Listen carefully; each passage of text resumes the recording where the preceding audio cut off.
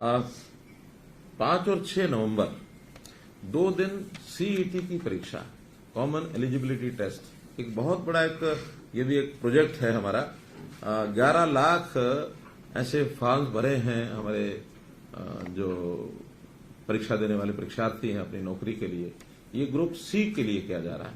तो group C में +2 के जो विद्यार्थी हैं, +2 पास जिन्होंने किया हुआ है वो एलिजिबल हैं, उन्होंने एग्जाम देना है। तो 5 और 6 7 5 और 6 2 दिन। इसमें सारे प्रदेश में लगभग 2000 सेंटर हमने उनको ऑफर किए हैं। अब जो कंपनी है वो 2000 का उपयोग करती है या कम में काम चलाती है। 5 जिलों में अभी उनकी रिपोर्ट थी कि यहां सेंटर न दिए जाए, हर कोई अपने अपने हिसाब से सेंटरों को उपयोग करता है। तो 5 जिलों में जैसे दादरी जिला है, झज्जर जिला है, रोहतक जिला है, जींद है एंड नूह है। तो ऐसे 5 जिलों में सेंटर वो नहीं बनाएंगे।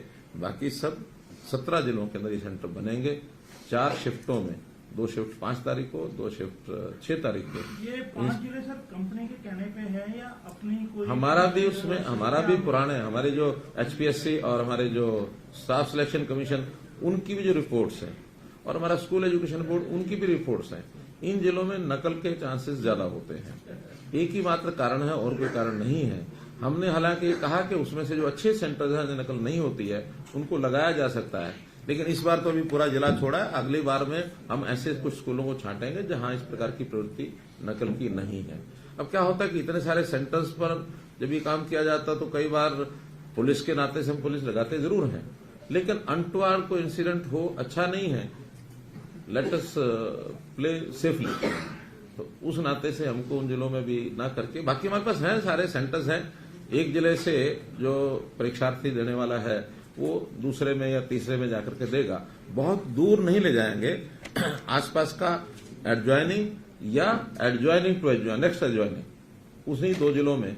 इसके लिए ट्रांसपोर्ट की व्यवस्था उनका सारा उन्होंने अपना सिस्टम बना लिया हमारे परिवहन विभाग ने, कि सबको ट्रांसपोर्टेशन पर उनका प्रवेश कार्ड दिखा करके जाने की अनुमति होगी। और डिस्ट्रिक्ट टू डिस्ट्रिक्ट रोडवेज की बसें चलेंगी। डीसीज को हमने कह दिया लोकल ट्रांसपोर्ट, चाहे वो स्कूल की बसें भी क्यों ना हो, तो जो नोडल सर्विस है वहां की, क्या उसको बोलते हैं नोडल सर्विस, शटल सर्विस, ये जो सेंटर्स हैं भिन्न भिन्न, तो वहां का डिस्ट्रिक्ट हेडक्वार्टर का जो डिपो है वहां से जहां सेंटर है वहां तक भी बसें वो चले 2 दिन। बल्कि मेरी तो अपील जनता को ये रहेगी कि इस 2 दिनों में 5 और 6 तारीख को ट्रेवलिंग बसों के द्वारा कम से कम करें। इन विद्यार्थियों को, इन परीक्षार्थियों को परेशानी नहीं होनी चाहिए। हर कोई समय पर परीक्षा देने पहुंच जाए। तो ये शिकायत नहीं आनी चाहिए कि कोई अपनी परीक्षा केंद्र पर नहीं पहुंच सका है। पहली बार ये प्रयोग हो रहा है। एडमिट कार्ड दिखा के यात्रा करते समय मीनिंग इनको किराया नहीं मिला? नहीं, एडमिट कार्ड दिखाएंगे, कोई किराया नहीं दे रहा, ना आगे शटल सर्विस में देना ना यहाँ देना। और कंपनी ने यह कहा कि उसका रिजल्ट वो 1-1.5 महीने के अंदर अंदर वो दे देंगे। अर्थात अपेक्षा है कि 15 दिसंबर तक वो इसका रिजल्ट दे दें। और 15 दिसंबर के बाद फिर जो पोस्ट वाइज इनमें से किस पोस्ट पर किसको अपना अप्लाई करना है वो एडवर्टाइजमेंट निकलेगी। उसके हिसाब से जो पास कैंडिडेट हैं उन पास कैंडिडेट को उनको एक मौका दिया जाएगा। 4 टाइम्स नंबर ऑफ पोस्ट के हिसाब से हर एक डिपार्टमेंट के लिए, हर एक पोस्ट के लिए उनको एक एग्जाम देने के लिए और बुलाया जाएगा। तो उस एग्जाम में उन लोगों के पास करने के बाद फिर उनकी सिलेक्शन फाइनल हो जाएगी, नो इंटरव्यू। इसके बाद ग्रुप डी का भी ये सारी प्रोसेस होने के बाद लगभग 6 महीने इस प्रोसेस में लग जाएंगे। फिर ग्रुप डी का एक और एग्जाम इसी प्रकार से लिया जाएगा।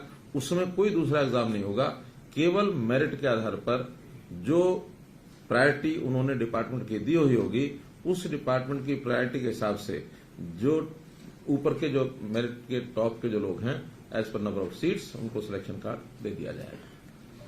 इस प्रकार का ये कार्यक्रम।